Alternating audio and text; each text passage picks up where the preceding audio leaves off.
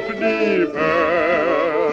Samen met die helden wat nummer zal ster. En die stelwachten zonder baas.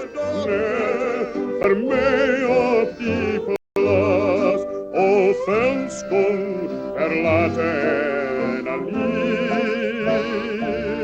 O velskong, je was bestil. Toe ik die welkom voetstap, die welbekende sporen, tevreden was ik, verblijd opgewekt. O velskong, je was je splinter niet. O velskong, toen was er niet verdriet.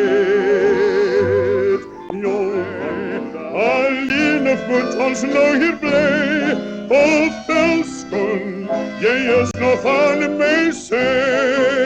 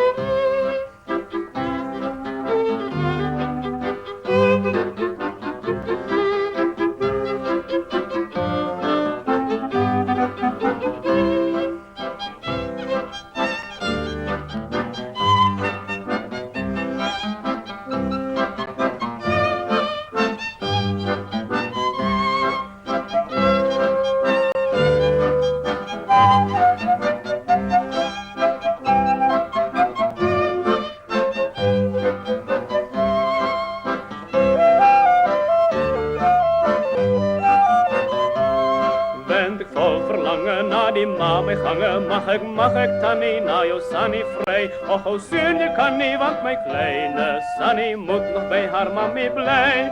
Wend ik vol verlangen naar die pa mij gangen, kan ik, kom wie maar voor Sannie krijg. Kerel, zie je hier die harde stinkhout, Kiri, jij zal er je hart van krijgen.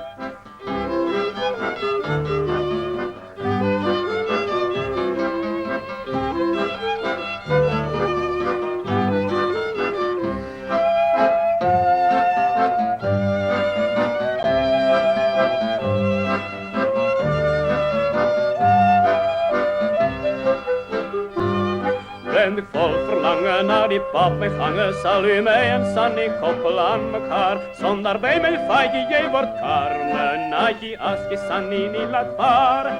Ben ik vol verlangen naar een vriend mee gangen, maar ik moet voor Sannie voor mij behoud. Jammer, maar je kan niet, want ik is met Sannie gisteren zonder vraag getrouwd.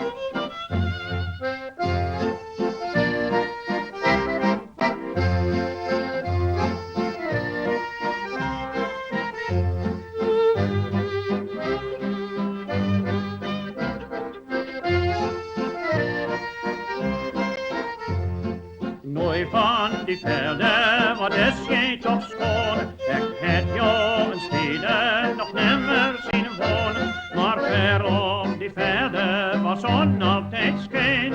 Dus mooier die nooikies en beter die wijn. O nooi van die velden, wat is gij toch mooi. Met wangen wat koei van die morgens en rooi. Daar ver op die velden was zon altijd schijn. Dus rooier die lippies en rooier die wijn. La la la la la la la la la la la la la la la la la. La la la la la la la la la la la la la la la.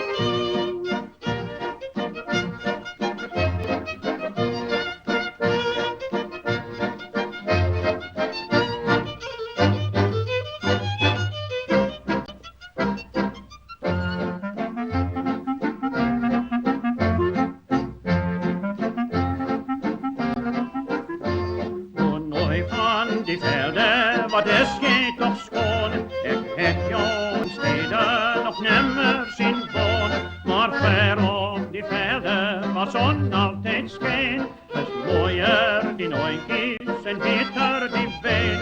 O nooi van die velden, wat is gij toch mooi, met wangen wat koei van die morgens en rooi. Daar ver op die velden waar zon altijd scheen, is rooier die lippies en rooier die wijn.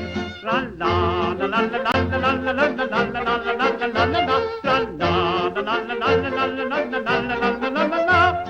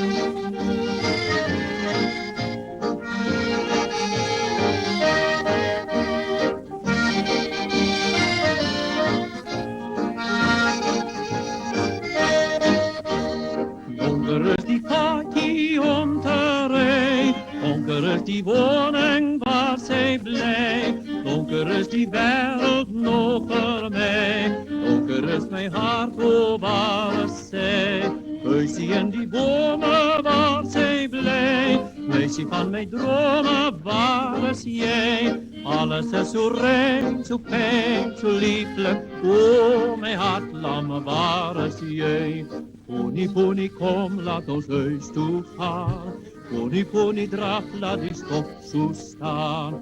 Pony, pony, kom, laat ons huis toe gaan.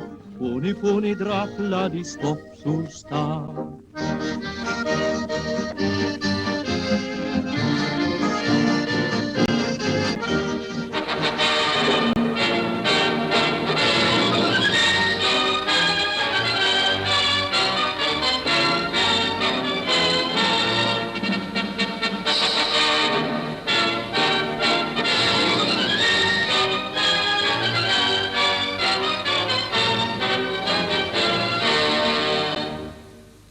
On board Britain's mightiest battleship, HMS Vanguard, the royal family travelled to South Africa. After leaving England in the grip of a bitter winter, Vanguard made a leisurely cruise to afford their majesties a well-earned rest between their arduous duties.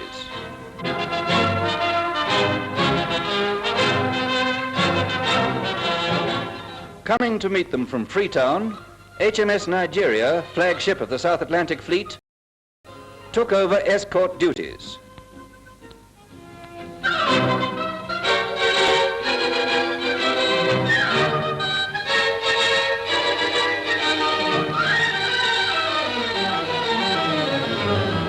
At this point, the ships that had provided escort from England left Vanguard and turned north for home.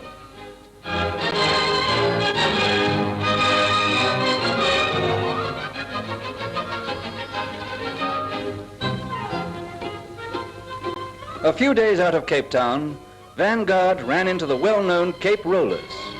The frigates Good Hope, Transvaal and Natal of the South African Naval Forces took up escort duties to bring Vanguard into port.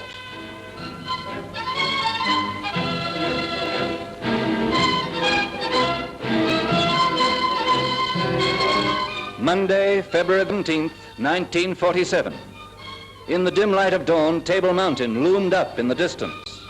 An early start was made in getting Vanguard spick and span, and there was an atmosphere of expectancy as the voyage neared its end.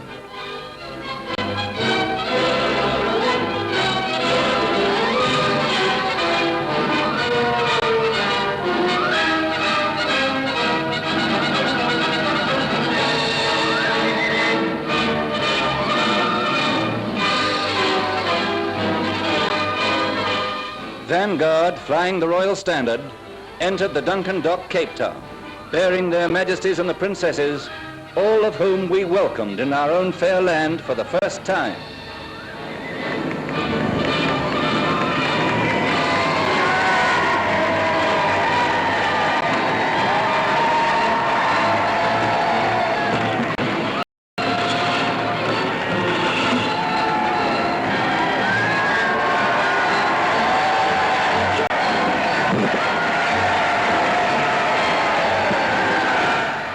At 8:55 a.m., the first line went overboard, and as it was made fast, the order was given to dress ship.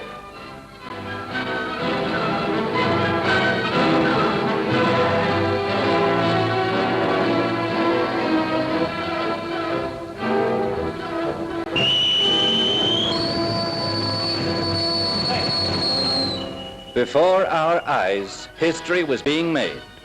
His Majesty King George VI is the first reigning monarch of England ever to set foot on South African soil. Their Majesties were greeted by the Governor-General, the Right Honourable G.B. van Zyl, Mrs. van Zyl, the Prime Minister, Field Marshal Smuts, and others.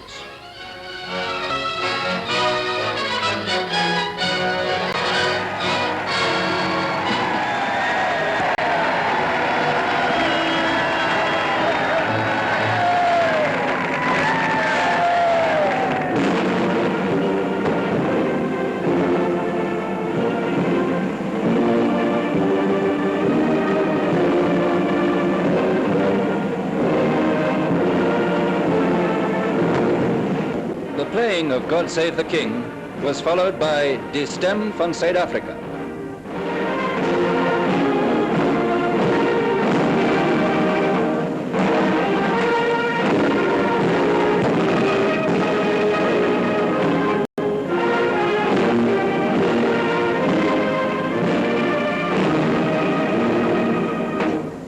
The royal party proceeded to the Royal Pavilion, where the Prime Minister presented members of the Union Cabinet and other dignitaries with their wives.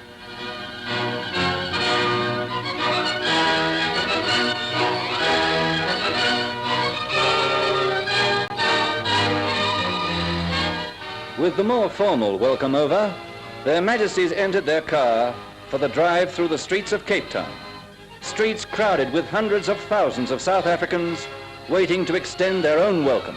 And what a welcome!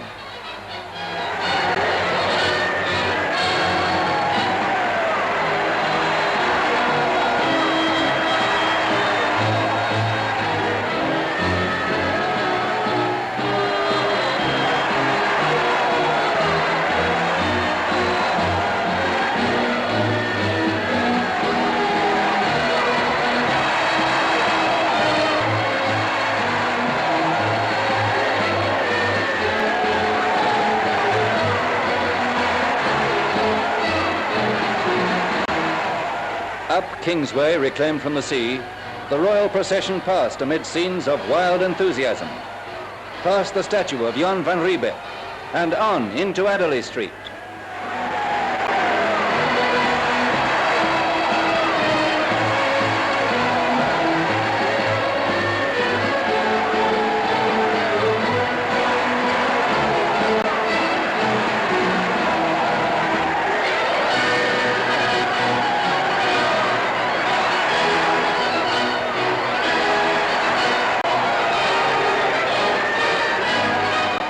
South Africans have a reputation for hospitality, but in these brilliant scenes of royal pageantry, they demonstrated their happiness at being honored by a visit from our beloved royal family as they have never shown their feelings before.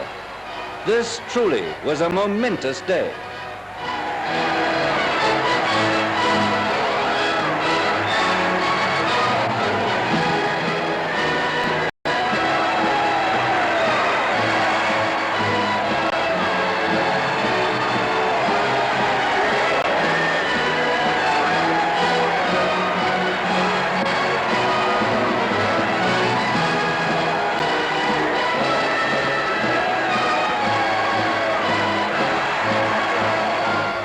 At last, the cavalcade went to Government House, where the royal visitors were the guests of Mr. and Mrs. Funsail during their stay in Cape Town.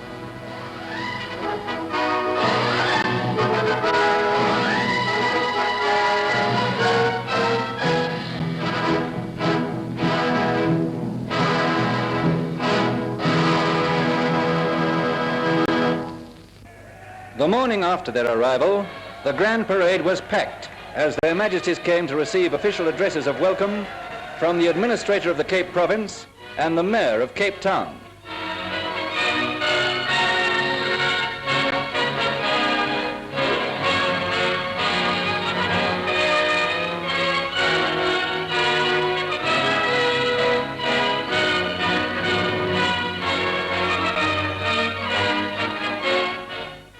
It is my official privilege, on behalf of the citizens of Cape Town, to extend to Your Majesty and to Her Majesty the Queen and to their Royal Highnesses, the Princess Elizabeth and the Princess Margaret, a royal welcome to this, the mother city of the Union of South Africa. I have the honor and high privilege of presenting to you our city's loyal address of welcome.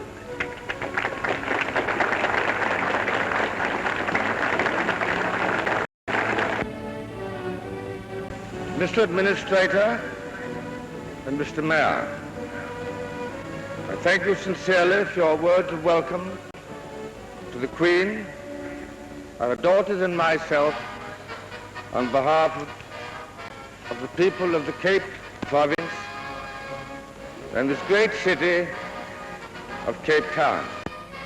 After the ceremony, their Majesties chatted informally to some of the patients and staff of the Wynberg Military Hospital, a gesture that was highly appreciated.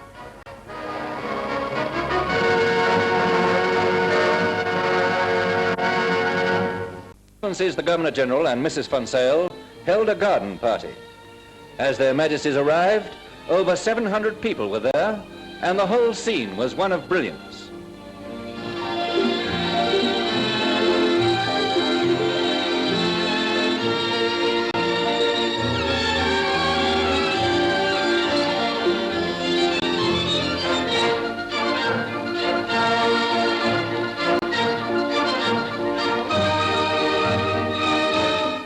Of special interest was the visit to Simon's Town.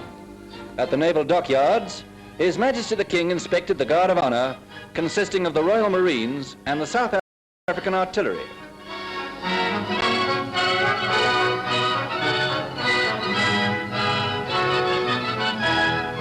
He showed special interest in a contingent of porter boys.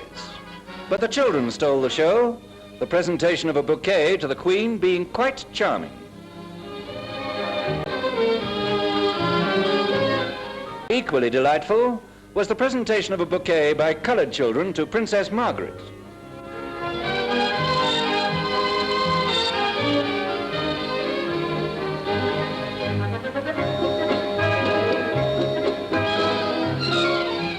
Wherever they went, our guests spread happiness and goodwill, And their short visit to Simonstown was no exception.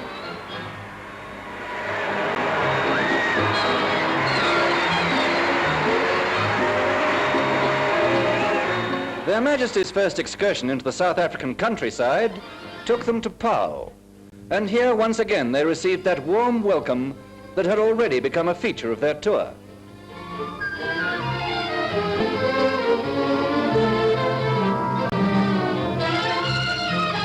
After receiving guests at the Paarl Town Hall, they attended a picnic tea, but all too soon they had to leave to keep up with their crowded schedule.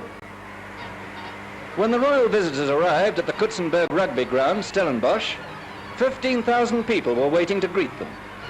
Stellenbosch was founded by the early governors of the Cape and is famous today for its fine university.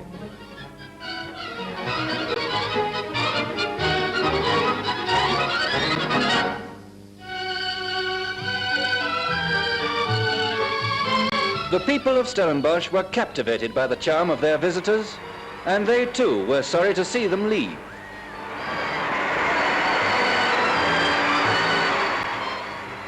The climax of this historic week in Cape Town was reached as their Majesties drove to the Senate for the opening of Parliament. Always a colourful ceremony, it has never been performed amid such scenes of royal pageantry.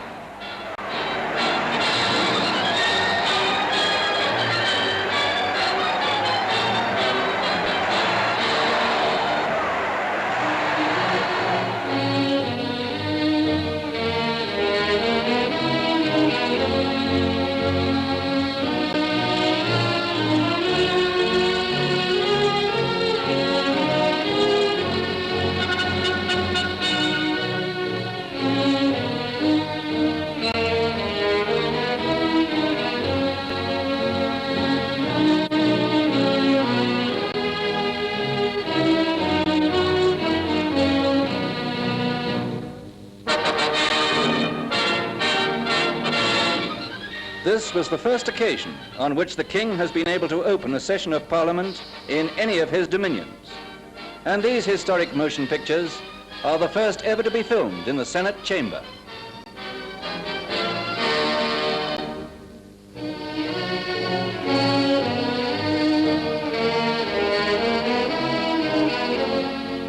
After his address from the throne, His Majesty declared in both official languages, English and Afrikaans, that Parliament was open.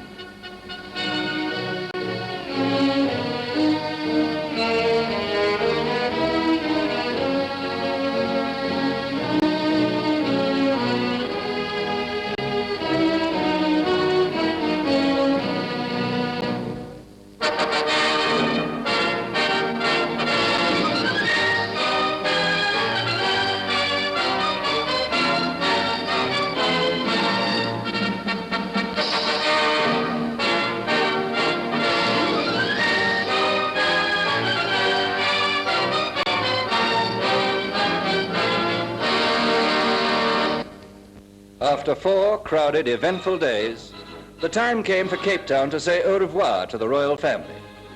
There was a distinguished gathering to see them off, as they started their tour of the Union, which covered 4,000 miles.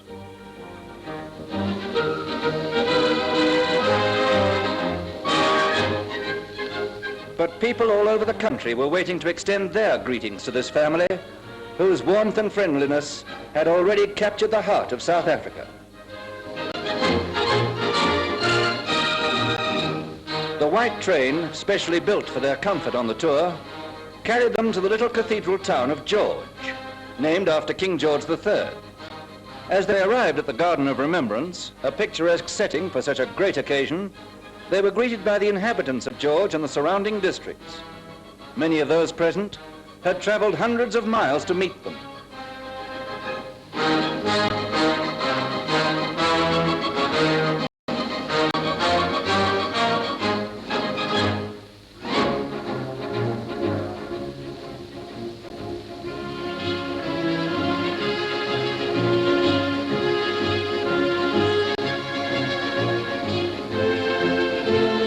From George, the itinerary took the royal visitors to Oudtshoorn, a farming centre in the Cape Province. At the recreation grounds, Their Majesties talked to ex-servicemen, guides and scouts, as well as a number of young Polish refugees in traditional costume.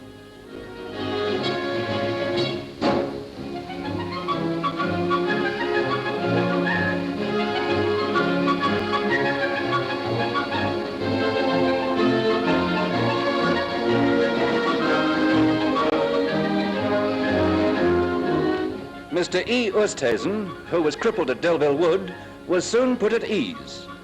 He had been presented to the King's late father and mother during the last war, and enjoyed meeting the present royal family. Some miles outside Oudtshoorn, a visit was paid to an ostrich farm.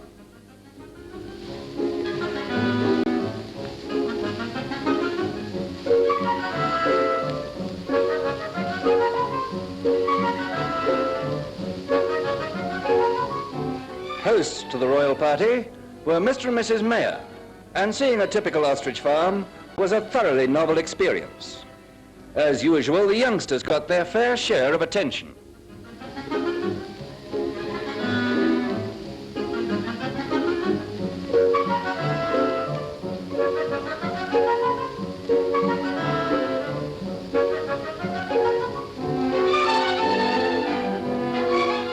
Ostriches are queer birds and need very careful handling.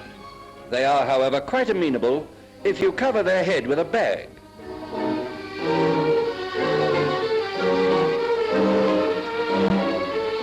The whole royal family tried their hand at clipping, but Her Majesty the Queen proved by far the most expert. She said it was just like cutting a hedge.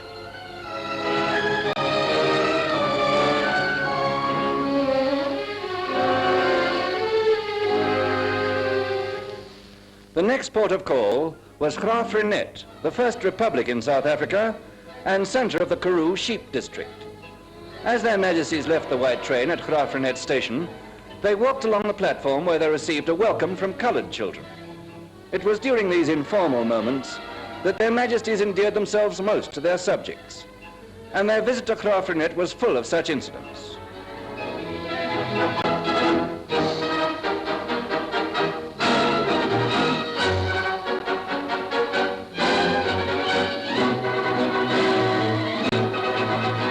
Granny Mary Jane Fletcher, aged 101, sat in a wheelchair in the blazing sun waiting to meet them.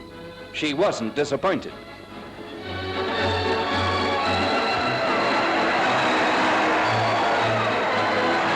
After leaving the town hall, their Majesties went to Reinet House, where they saw what is believed to be the largest grapevine in the world. It's 85 years old and 160 feet across. Last year it yielded 1,500 bunches of grapes.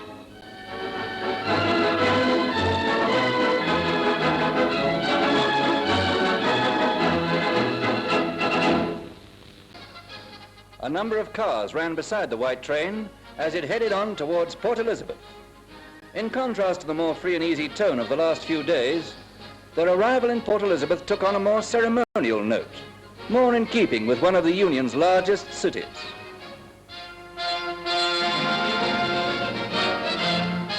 But the welcome was just as sincere. At St. George's Park, where all the stands were reserved for children, enthusiasm rose to a deafening crescendo.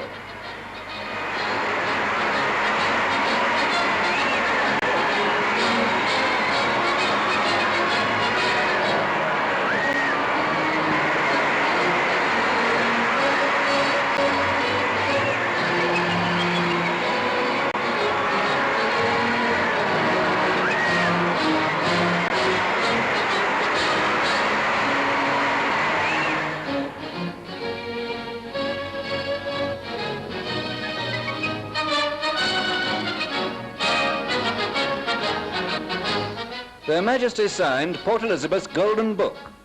Up to now, the Golden Book had contained only 11 signatures, which included those of the Prince of Wales, the late Duke of Kent, Princess Alice and the Earl of Athlone, and the Earl of Clarendon. The addition of these four made the Golden Book an illustrious treasure for the city.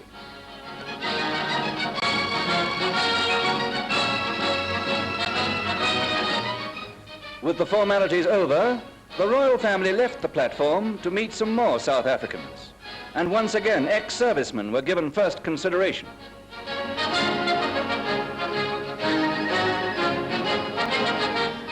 in all, it was a wonderful day for the children. And as the visitors departed, they showed their appreciation to the full.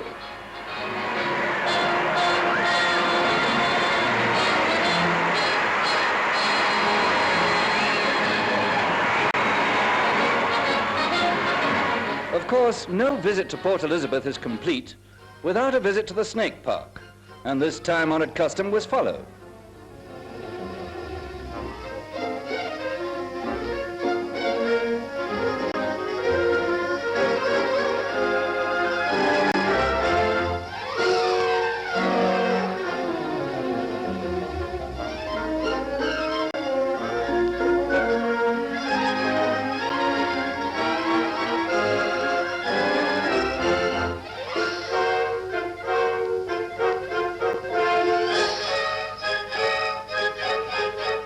Presiding, as usual, as he had done for the past 26 years, Johannes, who has since retired, put up a great performance.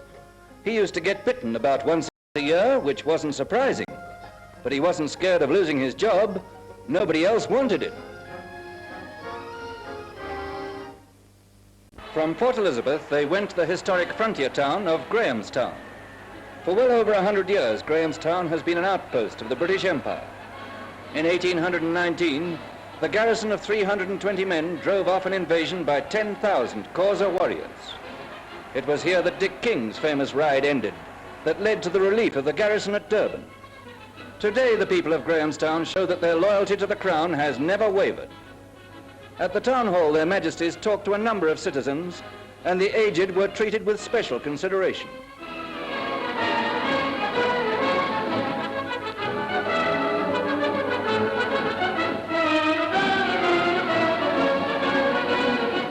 Near Alice, the native university at Lovedale was visited. The students of Lovedale, who come from all parts of the Union, will play an important part in the development of South Africa's Bantu people.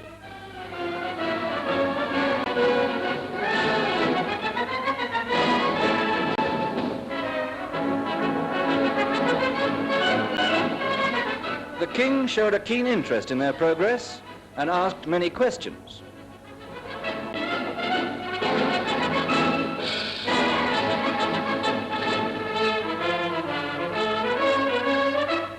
In East London, another full-throated South African welcome awaited the royal family.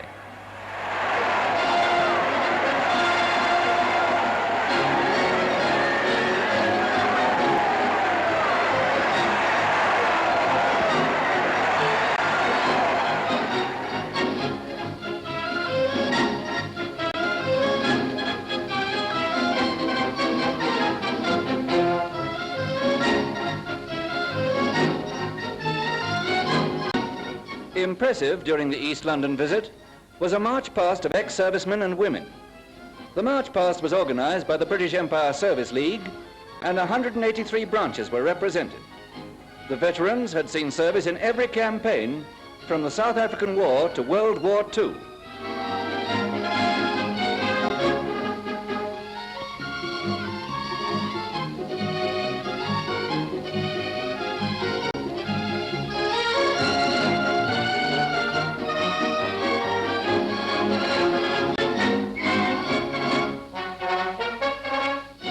Their Royal Highnesses were up early for a ride before breakfast on the sands of Bonza Beach. These morning rides became a feature of the tour. Taking every possible opportunity of enjoying them, they found them an exhilarating change from their other duties.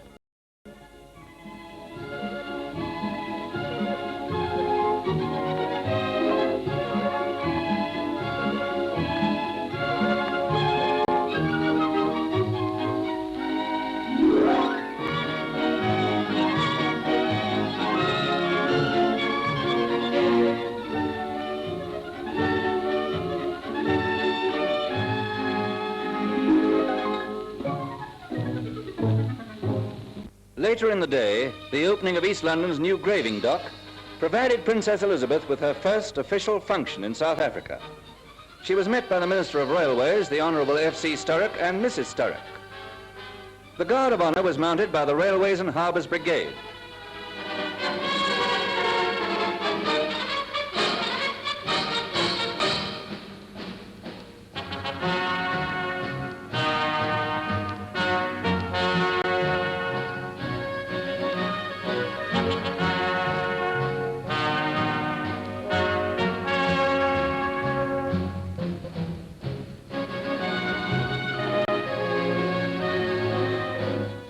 As Princess Elizabeth mounted the dais for the opening ceremony, her personal standard fluttered overhead. May it now please your Royal Highness to set the seal on one of South Africa's great contributions to progress by opening and naming this dock. I was very glad indeed to be able to accept your invitation to open this fine graving dock, for it enables me to add yet another interesting experience to the many I have already enjoyed since arriving in South Africa. The beautiful city of East London is to be congratulated on being selected as the site of this graving dock, built to serve the shipping which you will inevitably need to handle the ever-growing volume of the Union's seaborne trade. I trust that it will, in years to come, fulfill the high hopes built into it by people of wisdom, courage, and optimism. I now have great pleasure in declaring the Princess Elizabeth graving dock open.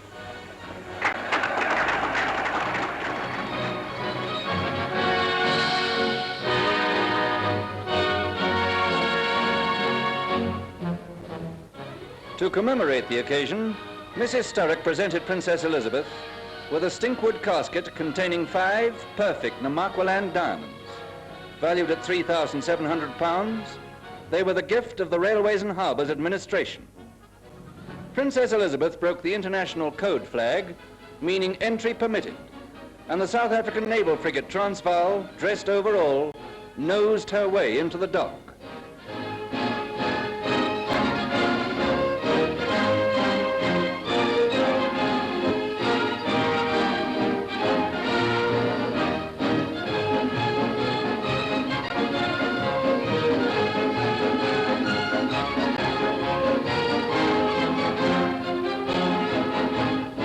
As Transvaal broke the tape to enter the dock, every ship in harbour blew her siren to mark another step forward in the development of East London's dockyard facilities.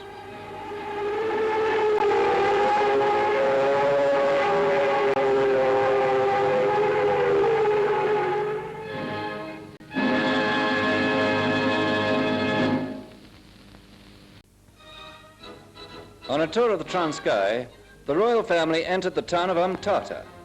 At the town hall, their majesties met the mayors of neighbouring towns and their families and chatted to ex-servicemen.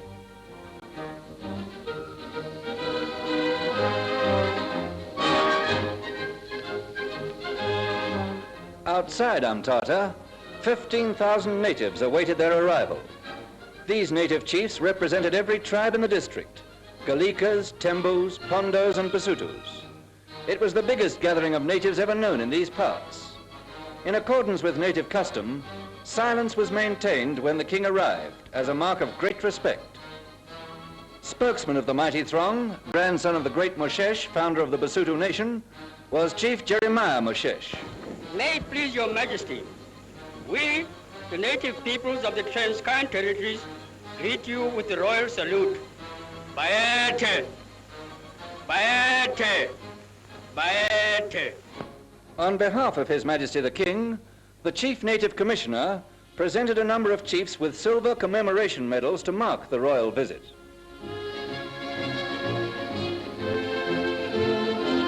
The ceremony created a profound impression, which found voice as the royal family left.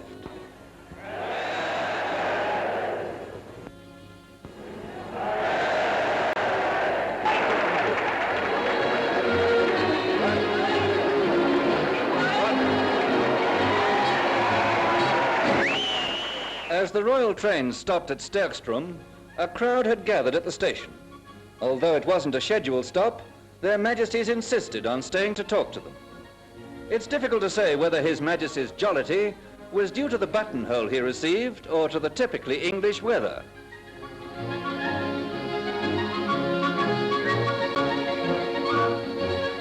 In the station square of Bloemfontein, capital of the Orange Free State, a guard of honor was provided by the President's Stain Regiment.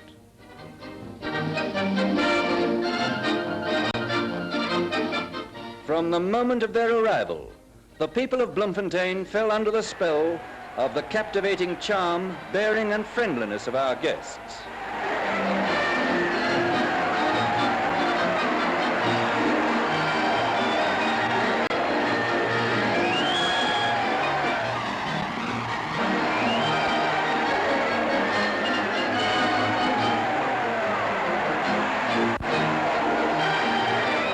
At the town hall, their Majesties went to the ex-servicemen again, an opportunity they never missed.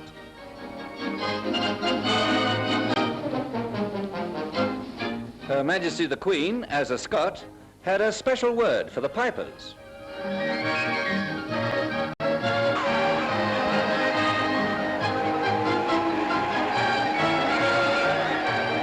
Throughout the tour, the royal family was particularly attracted by the rousing enthusiasm of the young people.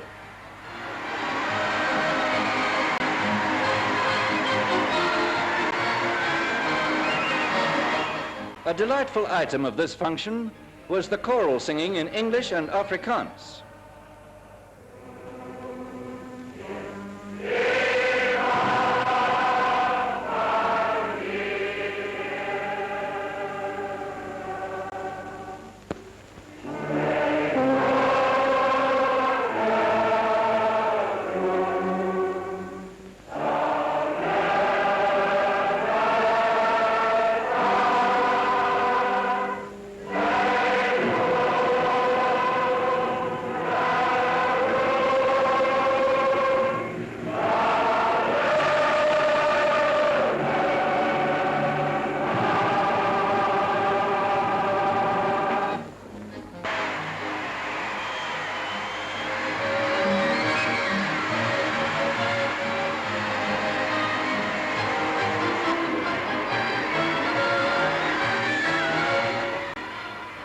For their arrival in the picturesque Free State town of Kronstadt, a crowd gathered along the banks of the Walch River.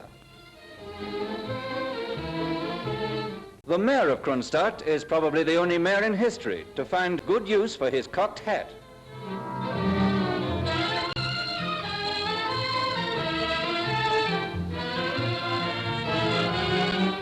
As the white train traveled through the South African countryside, little groups cheered it on.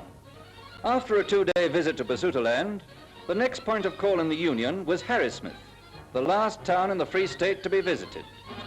An unusual feature of the town hall gardens are some fossilized tree trunks, which their Majesties found extremely interesting.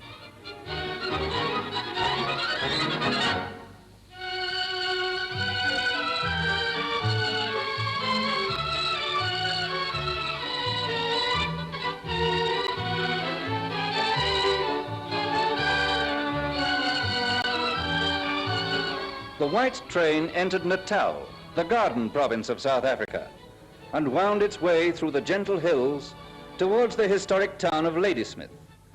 Ladysmith, made famous throughout the world by its siege in the South African War, gave the royal family a true South African welcome. And here again, the older inhabitants who had been present during the famous siege, some in the town, some outside, were united. The royal visit was writing a new chapter in the town's history. From Ladysmith, the royal family went to the lovely Natal National Park for a few days' well-earned rest. And how they must have needed it. A few days of privacy, away from the cheering crowds, with not a single camera to disturb them. Well, maybe one. Maybe two.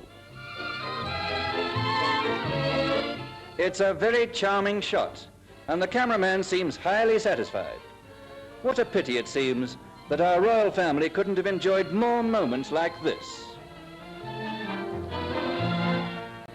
But their official duties called, and the tour continued. Pietermaritzburg, capital of Natal. At the Oval, Alexander Park, thousands of school children put on a special show.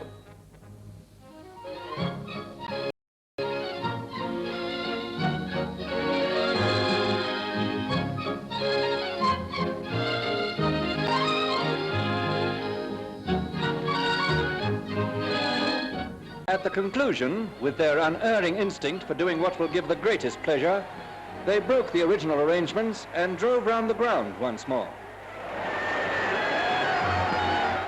The King George V Memorial Home for the Aged was visited.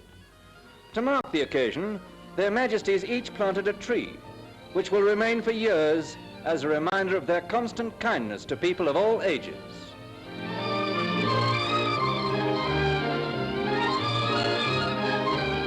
At the showgrounds, their Majesties attended a great gathering of the Indian community, a particularly colourful feature of which was the girls' folk dancing.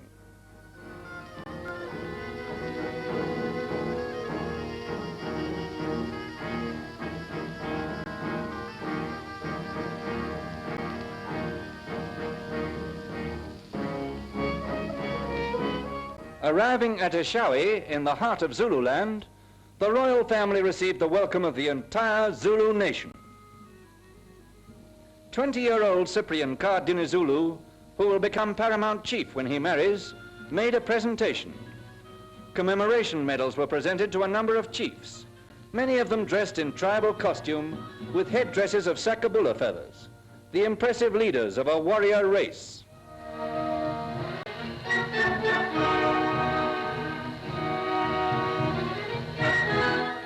Then came the awe-inspiring Ngoma Umkhosi, the royal dance, performed for the first time in many years.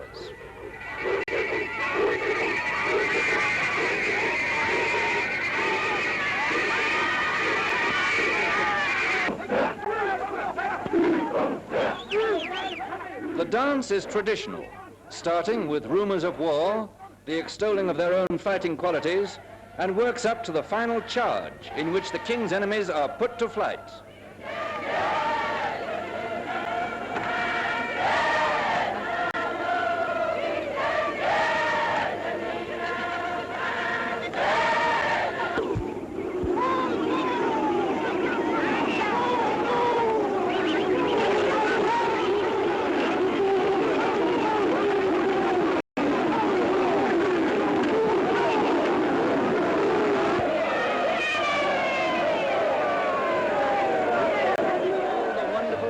The royal guests had so far been afforded, nothing exceeded the acclamation they received in Durban. From every vantage point, the cheering rose as 300,000 people, many of whom had waited up all night, let loose their pent-up feelings.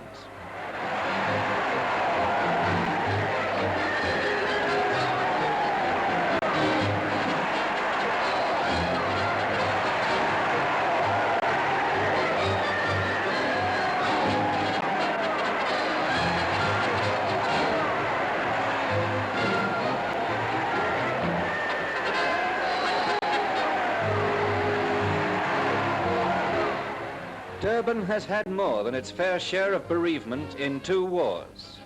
With unflagging loyalty, its citizens have answered the call and have held their honor high.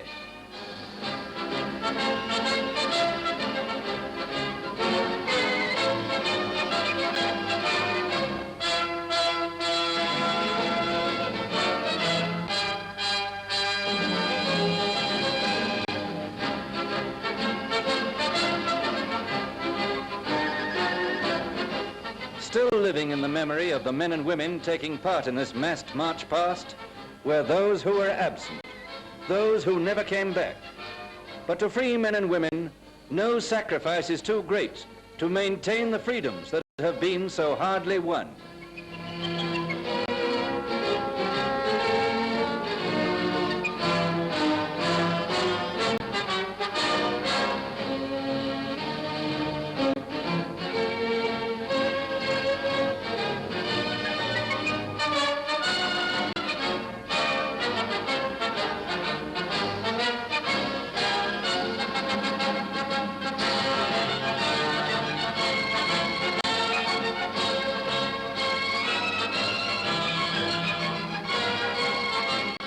On such occasions, the royal household becomes a symbol of the free men throughout the Commonwealth who choose their own rulers and who seek peace in a troubled world.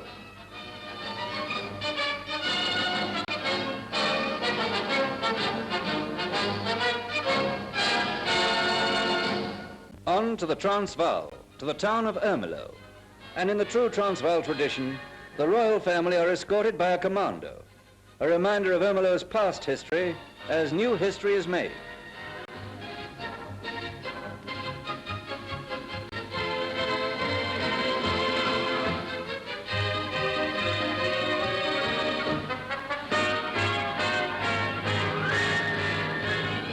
Standerton and another Transvaal welcome.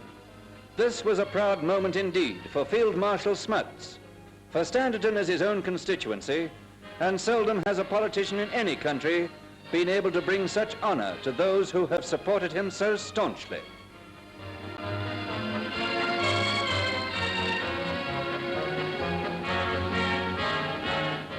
During an alfresco luncheon, there were Afrikaans folk dances.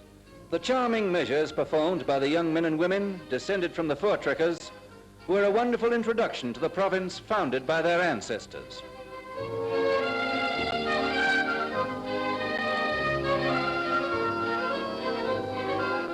Near Nelspruit at Westafin, the royal family left the white train. An unofficial welcome waited them, and the local natives, of course, turned out the dancers for their entertainment. The comedian gave his impression of the white train winding its way through the hills.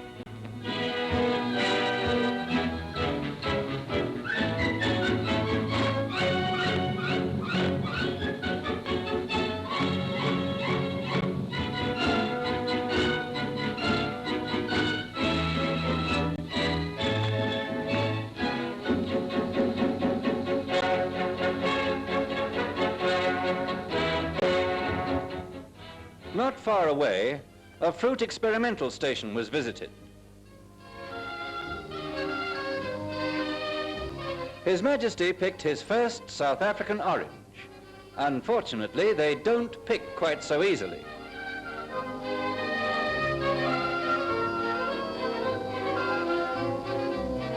But once you get a South African orange off the tree, it always tastes good.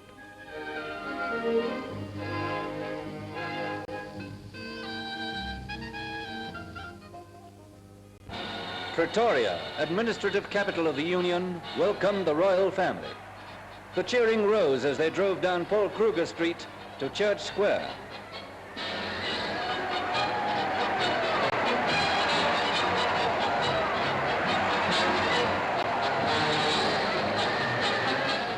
Gathered in Church Square to give them a full-throated cheer were 30,000 people, and even intermittent rain couldn't dampen their ardor.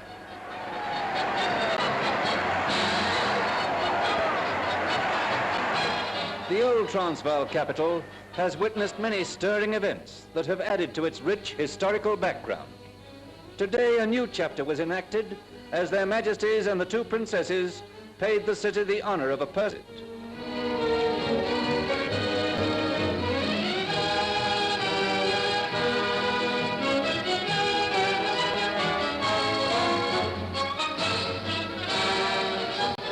At the Union buildings, beneath the shadow of the statue of Louis Botha, their best loved and most revered leader, more than 1,000 oats traders gathered to pay their compliments.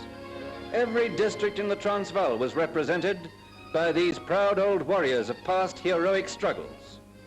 Their Majesties' informality created a happy atmosphere of mutual admiration and respect.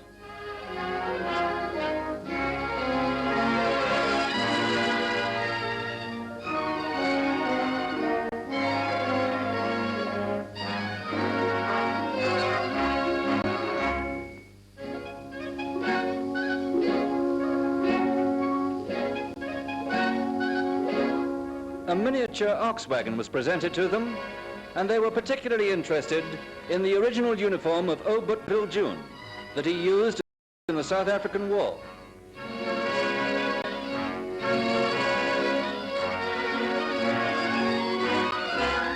Night was turned into day as the capital displayed the full beauty of its illuminations. Thousands of people wandered about in a glowing fairyland of lights, and the darkness was banished by brightness and rejoicing.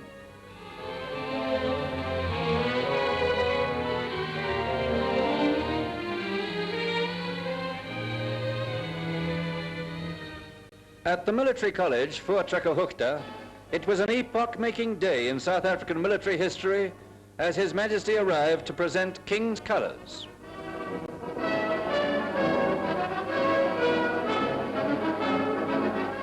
This was the first time that His Majesty had worn the uniform of a Field Marshal in South Africa. And it's probably the first time that two Field Marshals have appeared together in this country.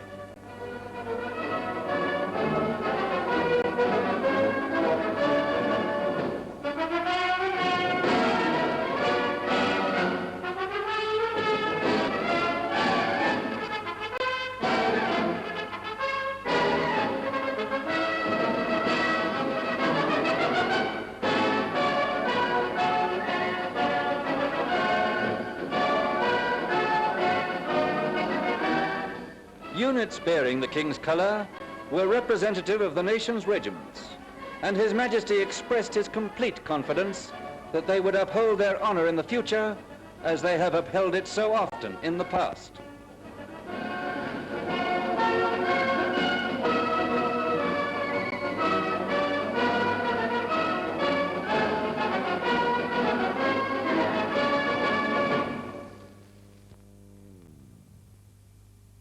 And now for the unforgettable entry into the Union's largest city, the proud city of Johannesburg.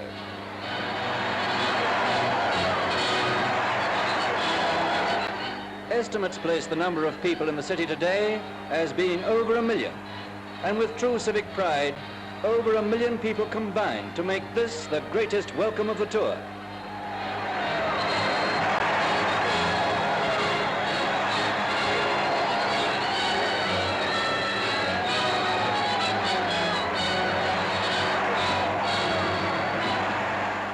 Johannesburg had spared nothing in preparing for this day. The crowds lining the street were noticeably orderly and well-behaved, and good humor prevailed everywhere.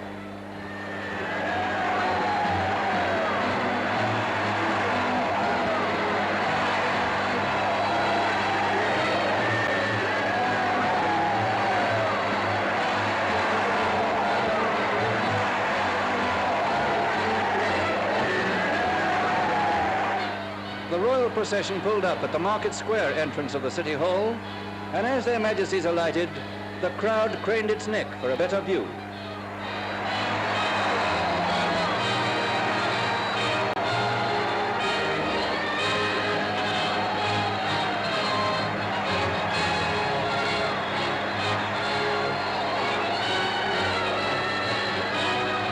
On the front steps of the City Hall, another overpowering welcome awaited them.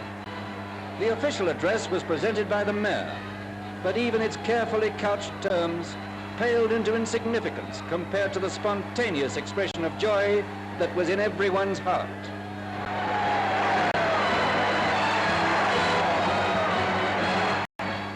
Within a few hours of arriving in Johannesburg, the royal family went to Milner Park, where His Majesty opened the 1947 Runt Easter Show. A particular feature of this year's show were the fine prize cattle.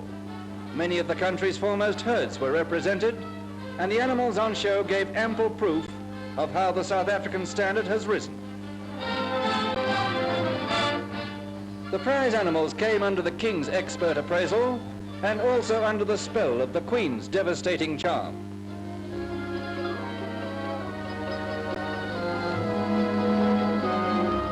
On to Turffontein as guests of the Johannesburg Turf Club to see the running of the King's Cup. The Runts racegoers were there in force on this memorable occasion, for today racing was literally the sport of kings.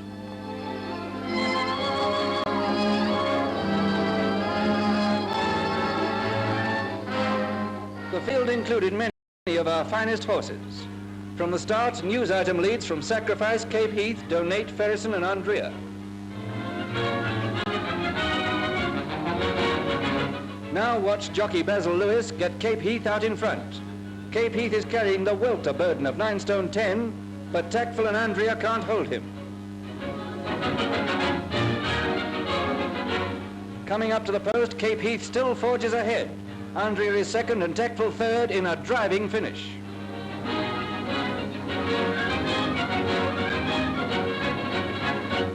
Basil Lewis rode a fine race on Cape Heath, the best horse in the Union, to earn the King's Cup for Mr. Ellis and a trophy for Captain Byrne, the horse's trainer.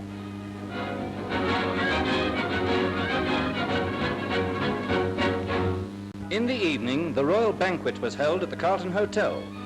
The administrator of the Transvaal, General J.J. Pienaar and Mrs. Pienaar, were the hosts, and many distinguished guests were present as the King and Queen arrived.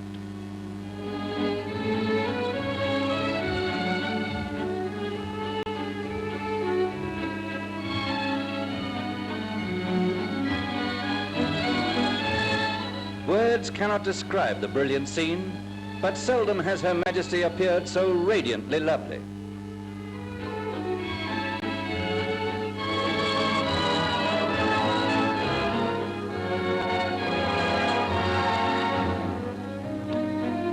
The City Hall wore its party dress, for tonight the royal princesses attended a ball for the young people. And what a charming scene it made as the princesses came to dance with the city's youth.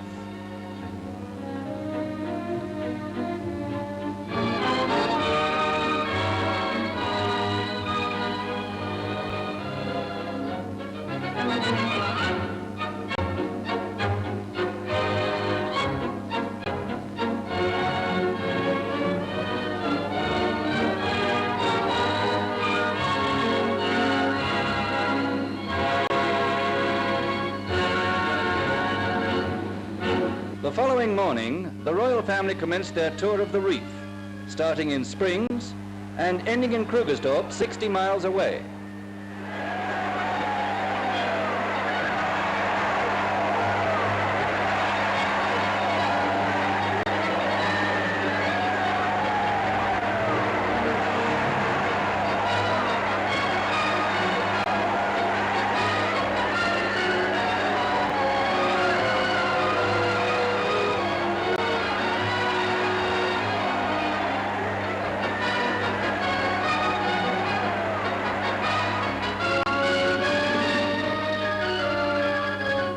The next day, the royal family went to Swartkop's aerodrome, where the royal flight was waiting to take them to Petersburg in the northern Transvaal. His Majesty and Princess Margaret entered one aircraft, the Queen and Princess Elizabeth another, for the King and the heir to the throne must not fly together.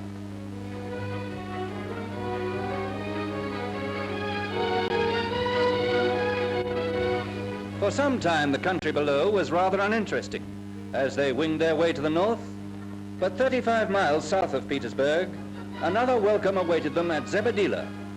This is the largest citrus estate anywhere in the world.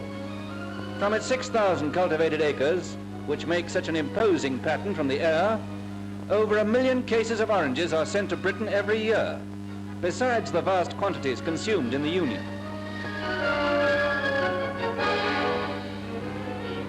Petersburg and the people of the northern Transvaal express their appreciation of the long journey the royal family have made to visit them.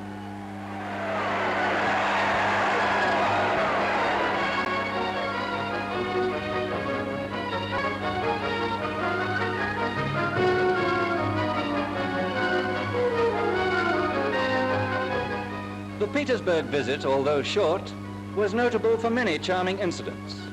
His Majesty was carrying a buttonhole in his hand until 16-year-old Coralie Engels asked permission to pin it on, and the offer was gladly accepted.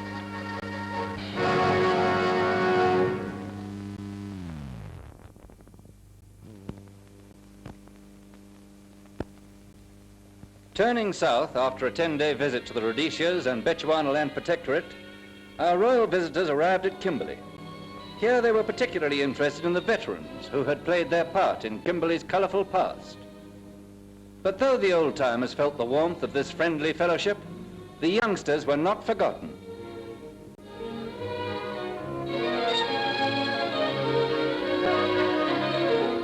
The story of Kimberley and the far-reaching effect the discovery of diamonds had on the development of South Africa is vividly brought to mind by a visit to the Big Hole. From this, the largest man-made hole in the world, over 100 million pounds worth of diamonds have been recovered.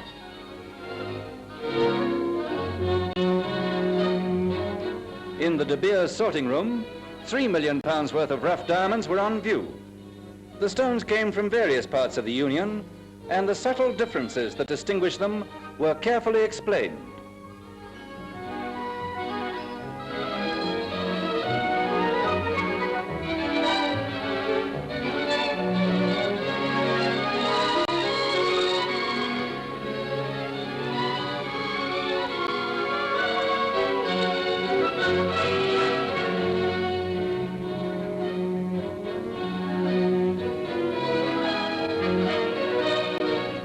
Caskets of Kimberley blue ground embossed with coronets contained a 6-carat stone for Princess Elizabeth and a 4.5-carat diamond for Princess Margaret. Monday, April the 21st, 1947, and Vanguard fires a salute for the heir to the British throne. Back in Cape Town on her 21st birthday, Princess Elizabeth attended a youth rally. Here once again was an expression of her great interest in the young people who will grow up to face with her future problems and to share her future triumphs.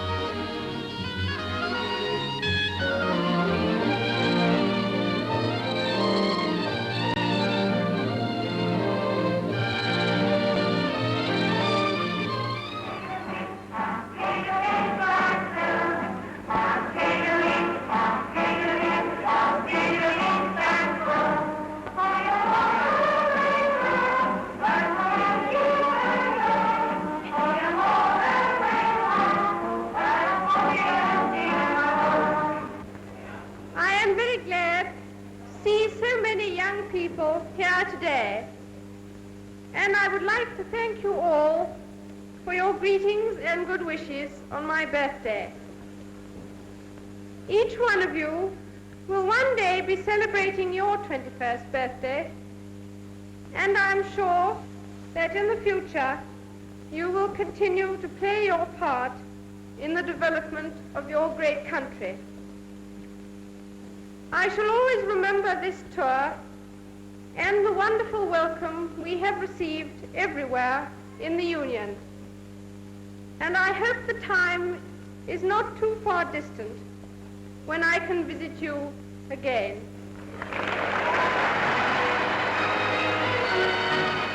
The University of Cape Town was honored by a visit from Her Majesty the Queen, where the honorary doctorate of law was conferred on her.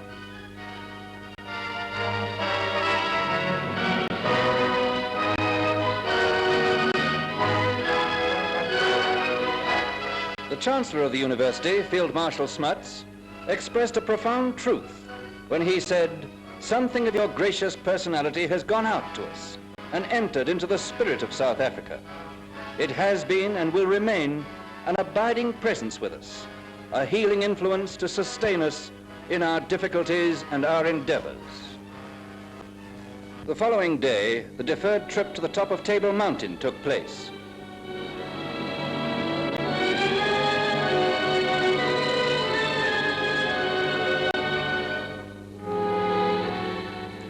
As they traveled in the cable car, they could admire all the unspoiled beauties of this famous South African landmark.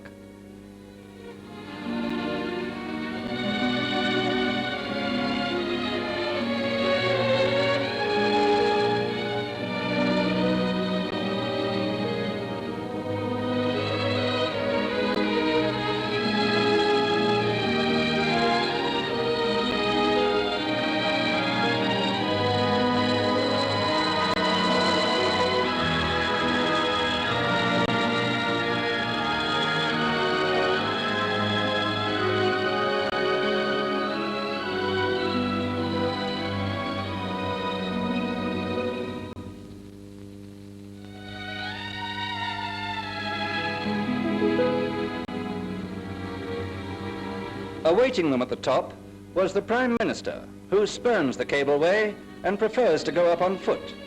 And what better guide could they have? For no one knows the mountain so well or loves it so much.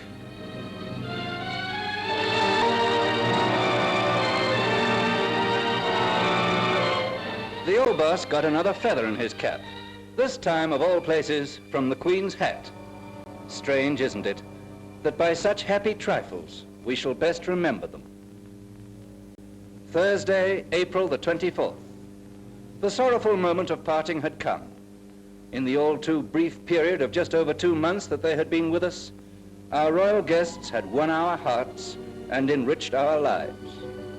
We well knew from the day they set foot on our soil that the time would arrive when we had to say farewell, but we never dreamt that it would be so hard.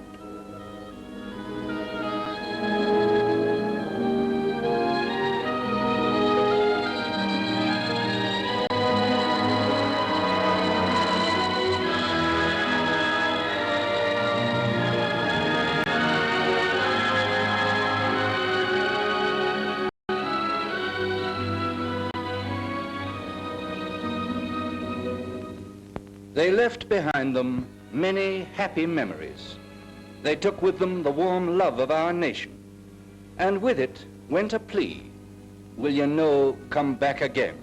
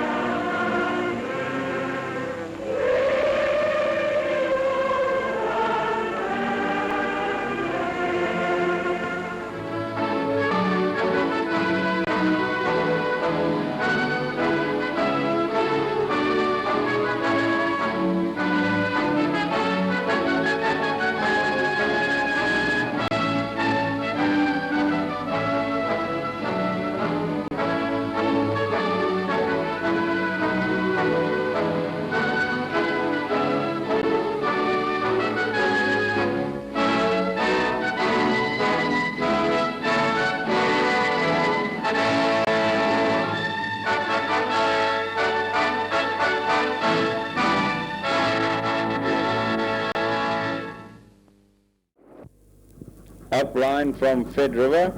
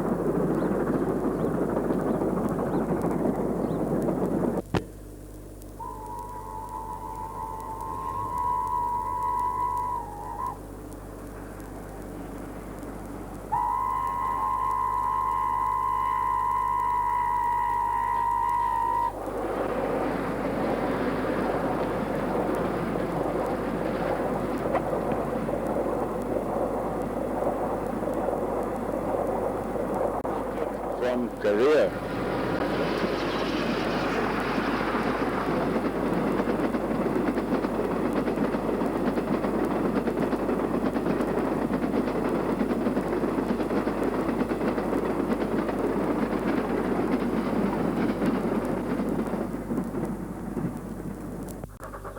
And the approaches to Bloemfontein.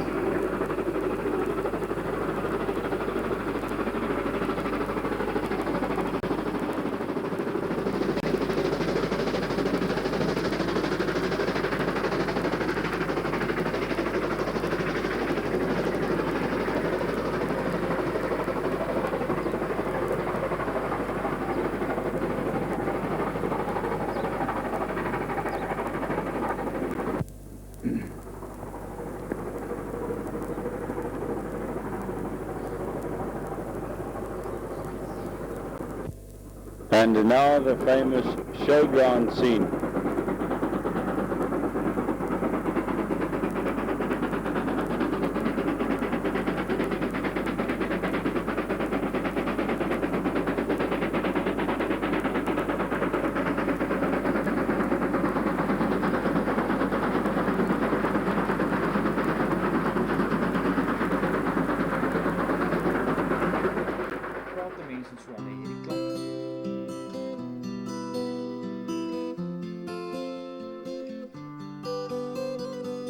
Ek wonder wat van jou geword het.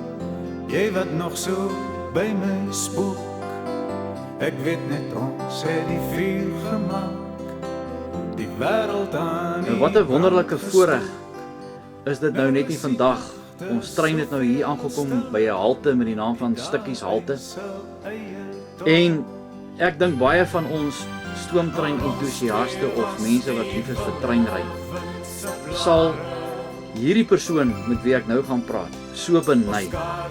Want ek dink vir enige man in die wêreld is dit seker die grootste geskenk wat sy vrou vir hom kan gee. Is so 'n hele ry. Lou, dit is vir my vandag 'n baie groot voorreg om met jou te praat. Nie net oor hierdie besonderse rytuig waarna ons sit nie, maar ook waar jou liefde vandaan kom vir treine. Nou vertel my so 'n bietjie agtergrond. Hoe het dit nou gebeur dat jy so groot passie ontwikkel het en tot en met die dag toe hulle hierdie pragtige rytuig hier kom aflaai het? Rudy, ja, ek het groot geword in 'n spoorweghuis. Inteendeel, ek is in Braamfontein gebore. My pa was 'n kaartjiesondersoeker op die spoorweë vir omtrent 51 jaar aaneenlopend. Hy het nooit van werk verander. Hy het geglo jy bly lojaal teenoor jou werkgewer en hy was sy lewe lank. Hy het begin as 'n rangeerder en toe het homself opgewerk as 'n kaartjiesondersoeker en die dag toe hy uitgetree het, was hy 'n kontroleur. So ons het nie eens 'n kar gehad om meer te ry nie. Ons het trein gery. Waar ons gegaan het vakansietye, het ons trein gery. Hartenbos, waar ook al, Suidwes toe, Suidwes-Afrika, Namibië. Dit was net treinry en daar het ek 'n liefde ontwikkel vir treinry. Ek is mal oor treine. En dit is maar net in my bloed. Om terug te kom na hierdie rytuig. Hierdie rytuig was die ou blou trein gewees. Hy is in 1939 gebou in 'n plek met die naam van Saltley.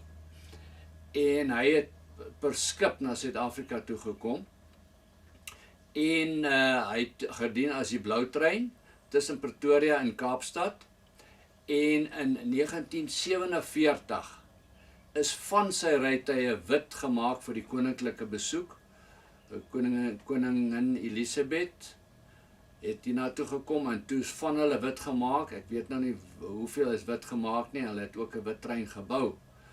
En hulle het die koninklike gesin het die hele tyd die Unie van Suid-Afrika deurgetoer en ook in Rhodesia, nou Zimbabwe, het hulle gereis en toe het hulle weer blou gemaak, weer gedien as die ou blou trein, tot en met 1972, toe bou hulle 'n nuwe blou trein en hulle maak die ou blou trein die Drakensberg. Verf hom so groen as hy is. Toe het hy geloop tussen Johannesburg, Durban, Kaapstad en weer terug. En dit was van 72. Ek self het hom in 1977 op daai selfde roete gery. Hier by 1985, om presies te wees Augustus maand, toe het ek oor die radio gehoor, hulle gaan van die Drakensberg ontslaa raak, hulle gaan hom verkoop per tender of per veiling by Kazerne. En ek het die dag soontoe gegaan en ek het daar gekom toe die wit rytuie wat hulle ook opgeveil het, klaar verkoop, daar was net 2 gewees en toe het ek maar net gestaan en ek het nooit gedink ek gaan 'n trein rytuig koop nie. En toe hulle by die laaste ene kom, toe die afslaer gesê, kyk, dit sal nooit weer herhaal word nie. Dis die laaste ene wat hy opveil. En toe het ek hom die dag daar gekoop vir R3.400. Ja, ongelooflik. En die bot is toe op my toegeslaan. Ek weet net daarna het die televisiemense na my toe gekom en gesê, meneer Hartzenberg, wat gaan jy met die trein maak? Wat gaan jy met die rytuig maak? Sê ek weet ek het hom nou gekoop, maar ek weet nie wat ek moet nog maak nie. Eerlikwaar ek nie weet wat ek moet gaan doen nie. Ek was net lief vir dit. Ja, yes. Nou ja, toe kom die groot storie, wel ek het 'n sekere tyd gekry om te verwyder. Toe was daar wel mense van die spoorweë se padmotordienste en hulle het my genader en gesê hulle kan dan vir my vervoer waarheen ek hom ook wil vat. Ek dink amper hulle het gesê hulle kan dit per spoor ook vat iets soos R15 'n kilometer of so iets. Maar nietemin ek het vir hulle gesê ek woon hierso in North Riding, is baie naby Honeydew in die Randburg area. En ek sal hom graag hier na my plot toe wil vat. Goed, hulle het gekom kyk, die stasie seker gemeet en die roete uitgewerk en hulle het toe my 'n kwotasie van 3,5 gegee. Eintlik was dit 4 geweest, maar ek het die wiele self vervoer met my vragmotor. Ja. En hulle het hom toe ek het toe vir hulle die kontrak gegee.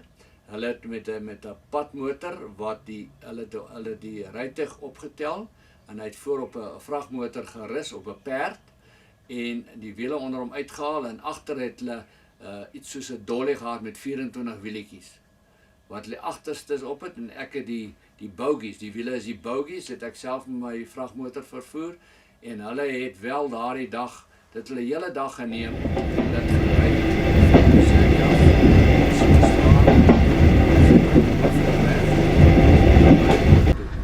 Daar oor die spoor gegaan en weer met ontdekkers teruggekom tot by Christian de Wet. Toe is dit nou reg het hier by Honeydew verby tot hier by North Riding. En hier het hulle hom afgelaai. Ek het vooraf die spore het ek ook bekom en ek het die spore gelê. Ek weet ek moes Johannesburgstasie toe ry om die spoorwyte van daai lokomotief wat daar staan van minister Ben Schoeman. Ek het die distansie tussen die spore gemeet sodat my spore nie weier of nouer is nie. En toe het ek my spoor self hier gebou en hulle het hom net opgetel met 'n hyskraan en hom op die eerste die bogies opgesit en toe die rytuig, toe stoot hulle hom agtertoe met die vragmotor en weer wiele opgesit en toe laat sak hom en dis hoe hy nou van 1985 af staan hierso. Ek moet ook bysê, net voordat ek hoofkelner geword het, was ek eendag bevoorreg gewees om hierdie selfde Drakensberg trein saam met die hoofkelner wat my opgelei het, Tommy Sauer, te werk Durban toe. Ek sal dit nooit vergeet nie. Ons het nog die Saterdag aand teruggekom op my verjaarsdag. Maar dit moes 'n enorme affære gewees het om nou hier langs die pad hierdie geweldige lang rytuig nou te sien trek en alles gereed te maak. Ons gaan nou vir die kykers wys, min of meer uit die foto's uit wat jy geneem het van hoe moes dit gewees het. Maar 'n mens, jy het natuurlik baie bekende persone al hierso onthaal. Noem vir ons so 'n paar name. Ja, ek het die voorreg gehad om Dr. Loubser hier te gehad het. Ek het hom gaan haal en hy het hier gekom, hy het wyntjies saam met my hier gedrink. Leon Schuster was van my baie besoekers hierso. Ek weet nie, ek het 'n hele album vol rugby spelers wat al hier was. En ja, ek het baie bekende mense hier gehad, maar ons het baie goeie tye deurgebring. Ek kan net noem, nou dat jy so praat oor die vervoer van die rytuig, agterna het die mense my gevra, maar Lou, het jy 'n trein daar op jou plot? En want hulle het nou gesien. Ja. Toe vertel die een vrou by bandadministrasie daai tyd vir my, sy het vir haar baas gesê hoekom sy laat by die werk was. Hy het haar skeef aangegee want sy sê sy was agter 'n trein. Of Christian de Wet nog. Ja, sy het werk toe gekom, toe was sy agter 'n trein, maar bietjie vir bietjie reis, dit is hoekom sy laat is. En nou ja, dis maar een van die insidente. Nee, ons het baie goeie herinnering aan die rytuig, regtig. Ek het hom, hy was eintlik, toe hom gekry het hy nie so gelyk nie. Hy was, kom ons noem dit maar 'n slaapeenheid met kompartemente en kopieës. Ek het nagte hier gesit en werk, maar tot 3 in die môre dan. Hy was baie goed gebou gewees, ons sien net planke tussen, was staal gewees, en dan was dit ook nog met klinknaels. Ek moes hulle met 'n slypsteen afskuur, of ek moes met gas dit sny. Maar toe sit ek nou met 'n geraamte hier, so die res het ek net so ongeskondig gehou, maar hier het ek maar stappie vir stappie, en dan het ek 'n maat gehad wat ook my baie gehelp het hierso. Ou Dries, hy het my baie gehelp, ek en hy het nagte hier gewerk, aan hierdie houtwerk en so, en dis alles swart hout, en ja, dit is baie lekker. Hoorie Lou, nou as ek nou vir jou moet vra, ek weet dit is nou baie moeilik, want 'n mens dink net altyd aan die sentimentele waarde. As 'n mens so kyk nee, dan gaan dit baie oor die sentimentele waarde, soos jy gesê het, jy het op die, weet, as 'n spoorwegkind groot geword, en jy onthou die nostalgiese tyd toe ons altyd trein gery het, want dit was omtrent die goedkoopste manier gewees in die ou dae. Jy weet, om te sê van hier af te ry Kaapstad toe en so. As jy nou moet skat, nee, wat is hierdie rytuig vandag werd? Wat dink jy in geldtaal? Wat is hierdie rytuig werd? Rudy, op hierdie stadium glo ek nie geld kan hom koop nie. Maak nie saak wat nie, want dis my soos 'n broodboom, 'n plant wat ek lief is vir. Geen geld kan hom koop nie, want ek het net 'n liefde vir dit.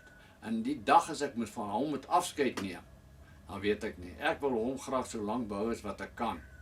Ek weet ek kan hom nie vir ewig hou nie, maar want elke dingetjie het ek met 'n passie hier gedoen. Dis liefde wat in die rytuig is. En elkeen wat my gehelp het of my iets gegee het, ek het baie goed by die spoorweg ouens wat my gehelp het om die ligreëling reg te kry wat ek niks vanaf geweet het nie. Almal het so met 'n passie hierdie rytuig probeer bewaar om hom nou net te verkoop en hy dalk tot niet gaan en so. Ek voorsien dit nie maklik nie. Ja, dit is so. Baie mense, selfs my vrou ook. Hulle verstaan nie altyd die sentimentele waarde daarin nie. Vir baie mense, nee, is dit sommer 'n klomp nonsens. Nee, maar vir my en vir jou wat hierdie passie het oor trein en so aan, dit is so. Daar geen geld kan dit koop nie. Wil jy nie vir ons net so 'n toer vat deur hierdie pragtige rytuig en vir ons wys al die mooi besienswaardighede wat hier is en wat jy gekry het en so aan. Ek dink die kykers sal dit ook baie geniet. Nee, is reg. Ek sal as ek nou alles kan onthou. Okay, begin jy waar jy. Okay. Hierdie hande kom by die wit trein uit.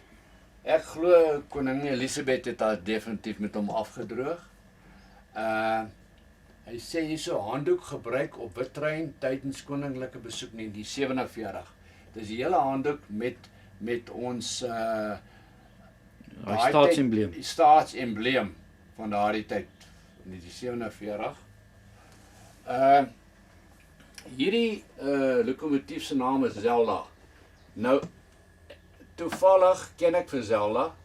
Hulle het op die Aar gebly en haar pa was die spoorwegdokter op die Aar. En sy het nog 'n suster met die naam van Delise. Toe die spoorweë daar in die Aar goed gedink om die twee lokomotiewe na die dokter se twee dogters te vernoem, Zelda en Delise. En Zelda het vir my die foto gegee. Haar naam staan net daar bo, Zelda, en dis waar hy vandaan kom. Dan sal hulle gaan ons na hierdie staatsembleem. Dit was op die koninklike trein, ek verstaan, dis Egiptiese sy, is dit van gemaak. Ja, dit is pragtig.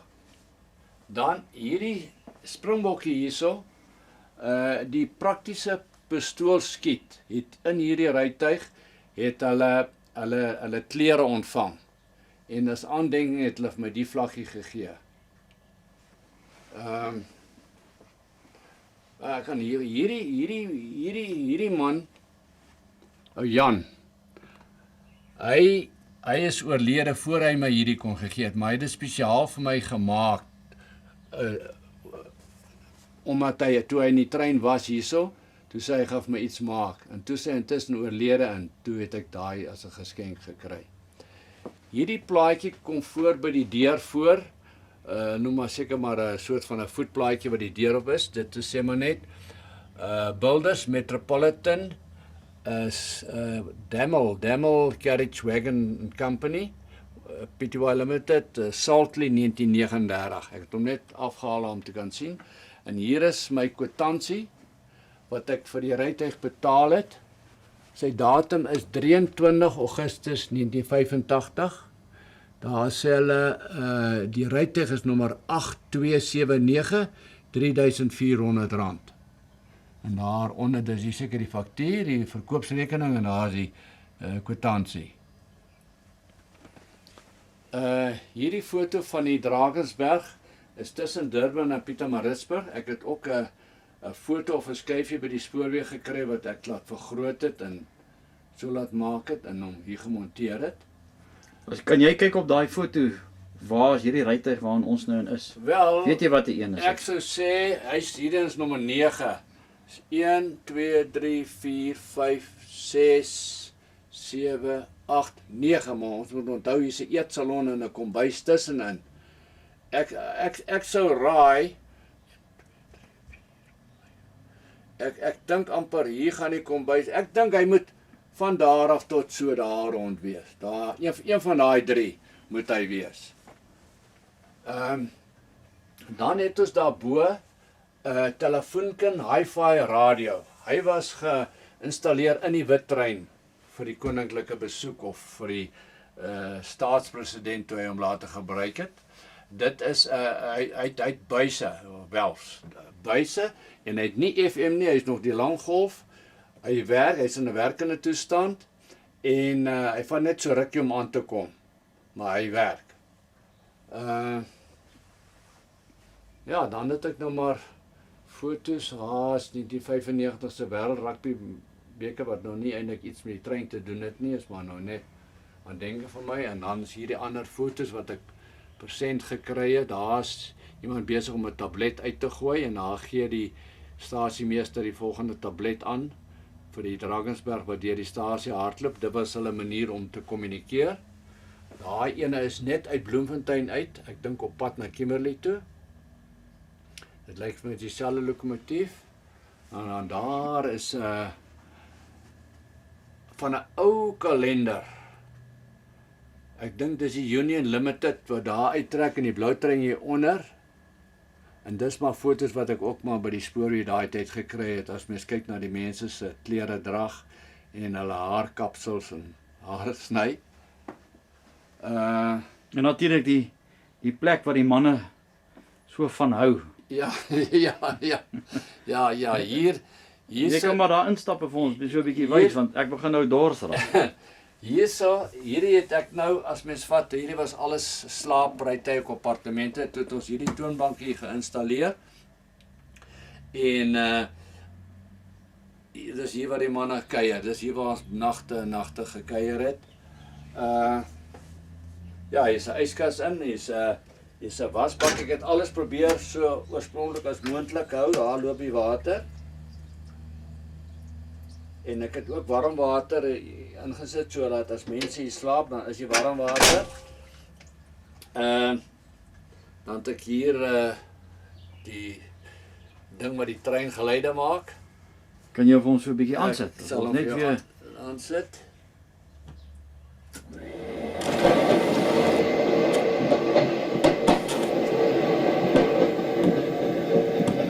Net aansit laat hy voel hoe ry die trein. Nou hier agter sien ek nou 'n baie bekende bottel wyn hierso. Natuurlik seker een van die grootste rugby kommentators wat ons seker geken het in ons lewe terwyl ek nou groot geword het.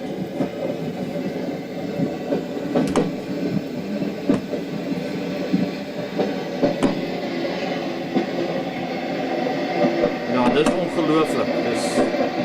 Ek dink baie mense wat hierna sal kyk gaan jou baie beny. Is besoekers welkom? Ja, hulle is welkom.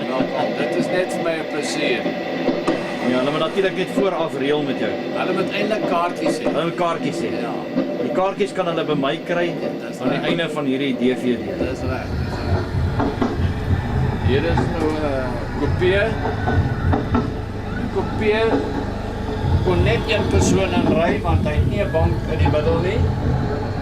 Die bank het soos gewerk. Dan Dan het ons addisionele matrassies gehad. Alles in die spoorweë. En dan toe die bed kom opmaak. Maar hulle kon net een persoon in so 'n kopie gery het wat dit nogal baie gerieflik gemaak het.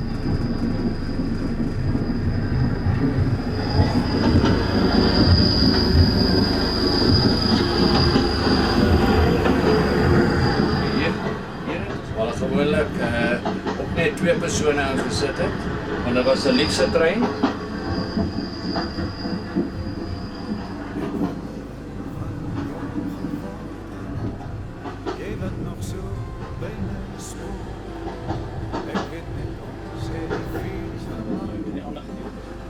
Jy moet probeer daardie amfitheater. Vraag het by amfitheater, miskien op 'n ander plek waar hy lig is. Ja. Die ander kompartemente lyk net dieselfde.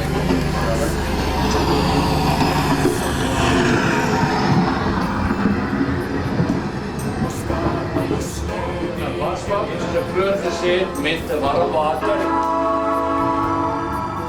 Ry ons baie lekker.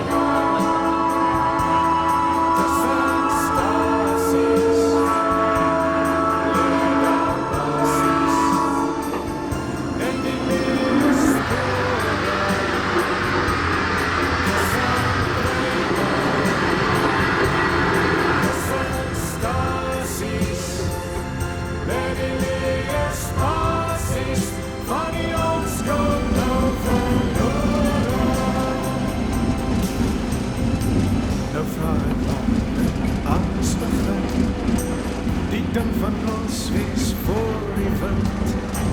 Onthou jy ook die rook, die yster, die lig wat in die verte blink. Dan dink ek terug aan soveel dae, soveel stawe op die spoor. En ja, daar was voorheen 'n tyd van treine, waar en wanneer het ons dit verloor? Tussen treine, tussen stasies, lê daar basies, net die leë spore. Tussen treine, tussen stasies, let die leë spasies van die onskap.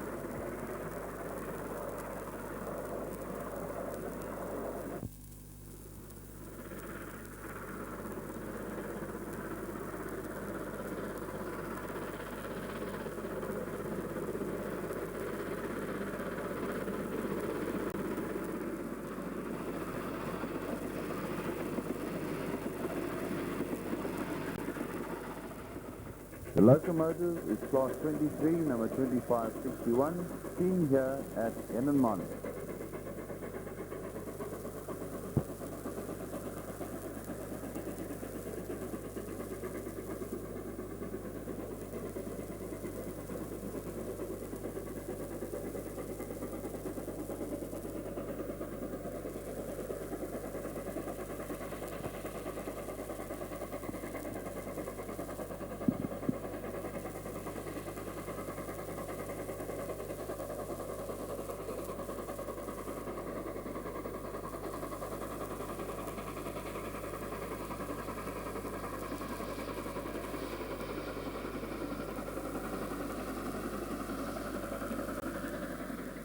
From this departure scene at Henneman, the scene moves on down line to a high-speed run-by near Kalkplatte.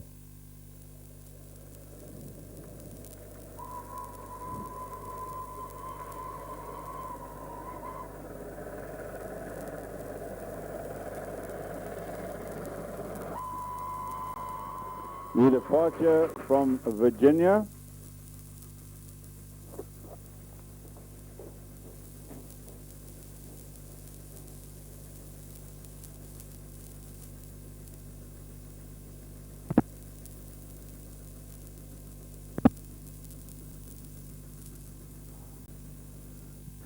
The arrival at Fet River and a pause for loco servicing.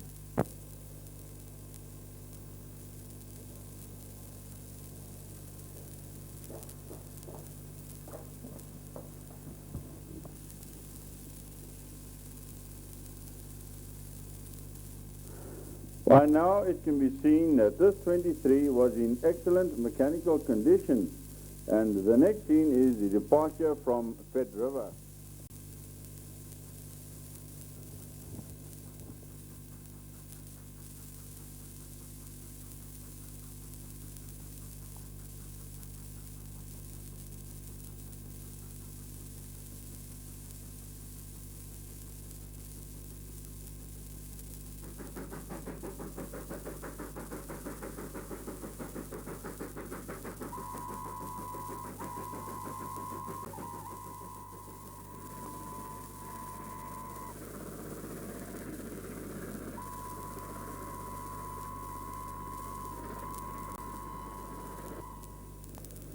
A hasty exit from Alaman Station.